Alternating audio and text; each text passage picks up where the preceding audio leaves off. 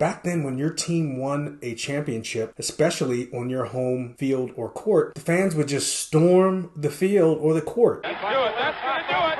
Torres gets it. The Yankees win their 21st World Series. In this video, I'm going to share 3 things that I learned about Reggie Jackson. Welcome to the Dr. J Talks documentary review. Today we're going to review a documentary that came out in March 2023 about historical figure Reggie Jackson, and it's simply titled Reggie.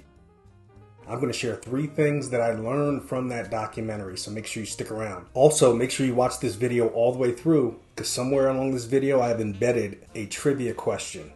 Put your answer in the comments below. Why am I doing this review on Reggie Jackson? Number one, great documentary, very well put together from a cinematic point of view, but also Reggie Jackson's a figure from back in the day when I was a kid.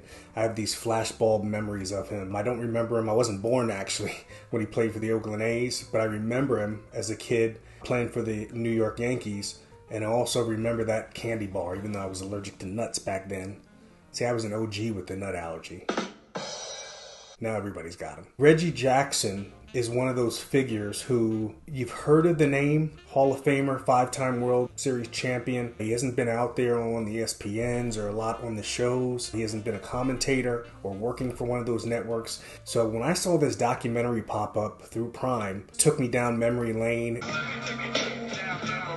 And just being a kid, knowing his name, knowing Reggie Jackson's a big star, but not old enough to really understand what he really went through and what he shared. Now, right off the bat, when you look at this documentary, one of the things that I noticed, it really is about social commentary as compared to just a recap of what he did in his career.